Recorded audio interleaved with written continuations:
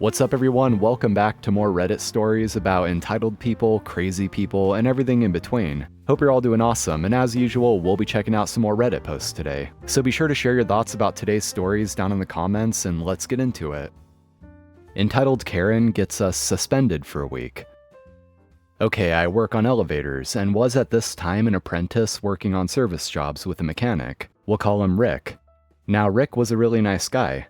We got along really well, but he had a bit of a short fuse. Thrown tools were fairly normal if he got frustrated. Anyways, we were working on an elevator with the machinery in the basement, and some of it was only accessible from the elevator pit. We took all the steps we normally would, put signs on the walls over the buttons saying that the elevator was out of service, barricaded our work area at the bottom floor, shut the elevator down, and went to work.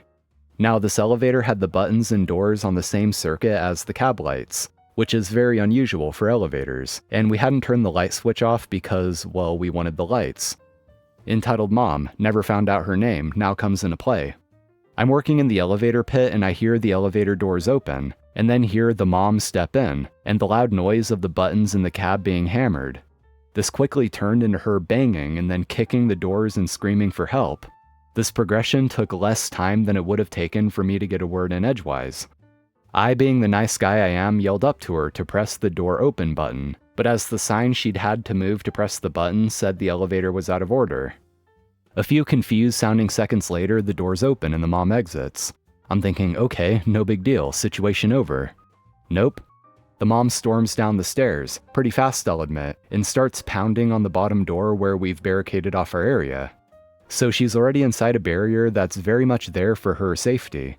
And she's screaming at me that I trapped her in the elevator and I need to turn it on now because her baby was on the 4th floor in her stroller and needed to come downstairs to go to an appointment.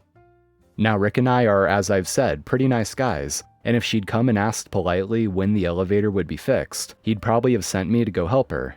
Hey, I'm the apprentice, that's the brakes, but I'd happily go and give a hand. Today would be different. I stayed where I was because, frankly, she can't get to me so she can have her tantrum. Then Rick arrived. She saw him in his elevator company shirt and went off that I had trapped her and the elevator fell, and her baby was in the hallway and needed to come down right now, so we better get the elevator turned on right now. Now Rick is also very smart and has been doing service for many years.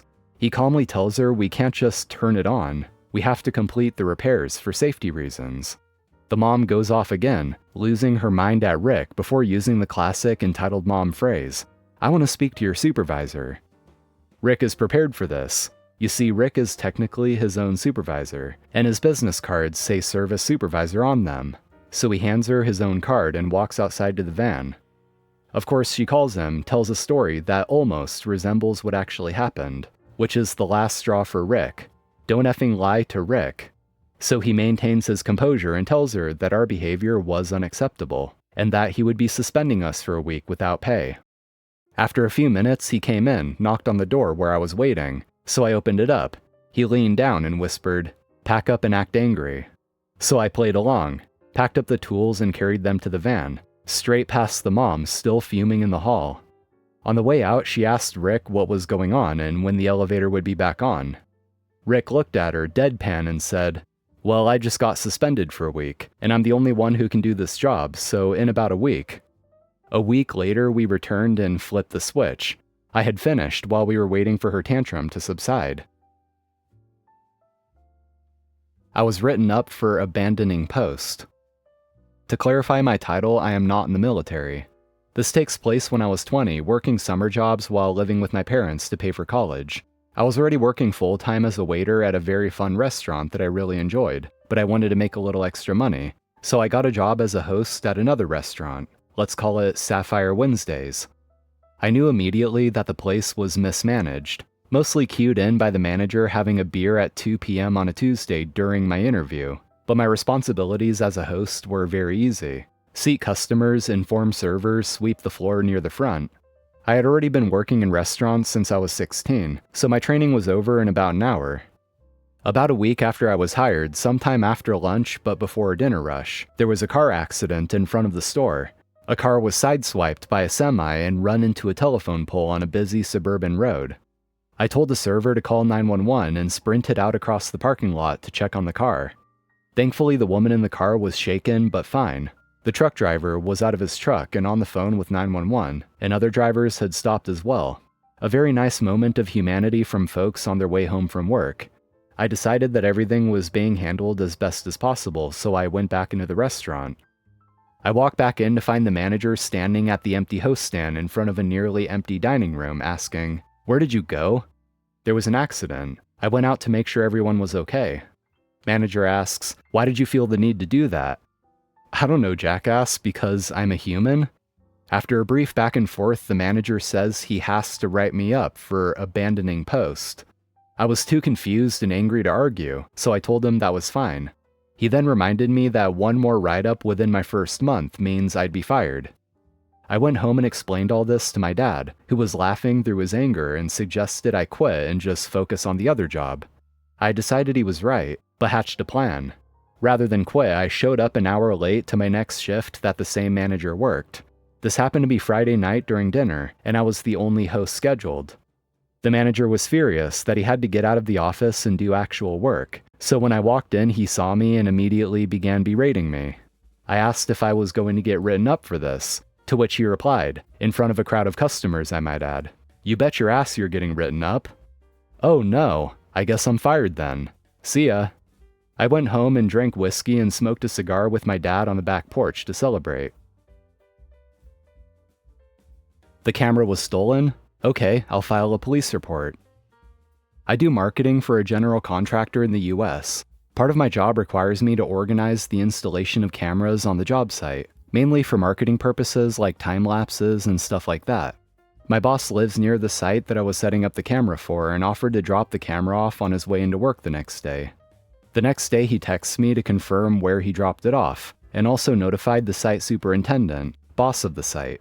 The super would take care of the actual installation, which involved drilling it into a post and plugging it in. Pretty simple stuff. Also important to the story, the super was retired a year ago and came back to work for us for unknown reasons, so you could say he is a little checked out of working at this point in his life. Fast forward to the day my boss dropped it off. I called the super to confirm that he had installed it. He tells me that he never saw the camera on the site, and I told him to check where my boss said he dropped it off, which was under a trailer and covered by an extra sign. He still claims it is nowhere to be found, sends a picture of where my boss left it, and then suggests that it may have been stolen. I go to my boss and explain the situation, and we both agree that something doesn't seem quite right. We call him up to see what he says, and he is still sticking to his story that it was stolen, but sounds a little hesitant over the phone. My boss dropped it off around 7:30 a.m. and the super was at the job site around 8 a.m. Not exactly prime hours for theft, and a very small window of when the site was unsupervised. Standard procedure for when something is stolen from the job site is to file a police report and all that jazz.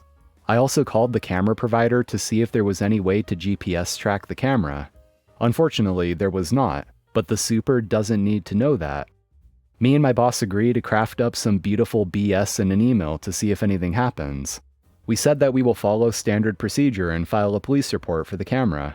I also mentioned that I will be calling the camera provider to have them track the camera so we can get it back.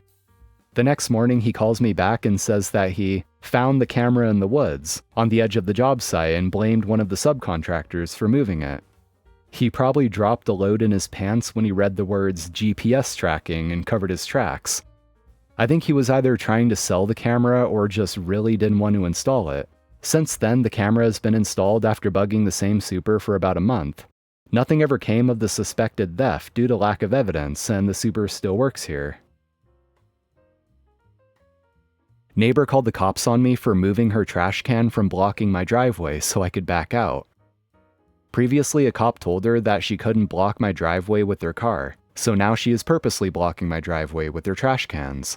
In order to back out from my driveway today, I had to physically move her trash can from being able to get out and not hit it.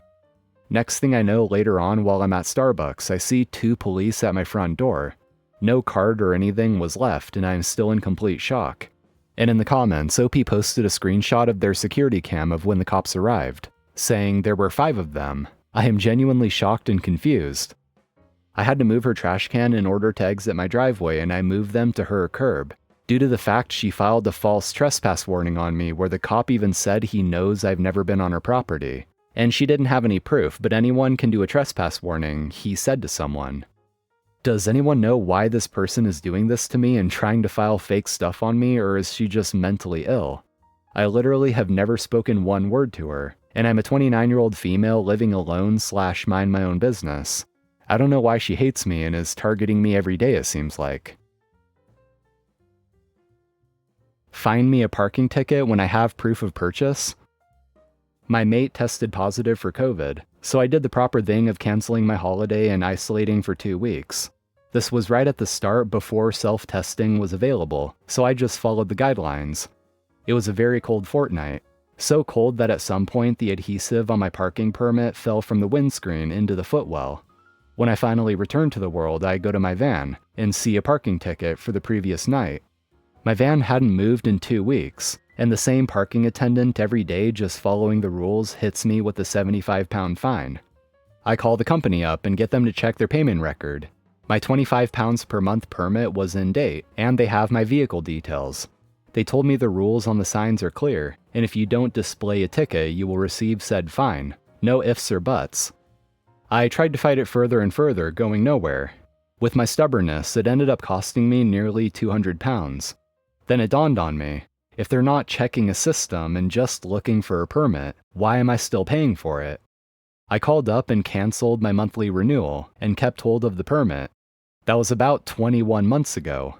It's so bleached from the sun you can hardly make it out, but it's valid in every way that matters to the parking attendant, and I keep saving an extra £25 a month. Anyway, that's going to be it for today, guys. Thank you for watching, I appreciate it. Be sure to drop a like if you enjoyed, and subscribe as well if you want to see more Reddit content like this. So I'm out of here. Take care, friends, and I'll see you next time.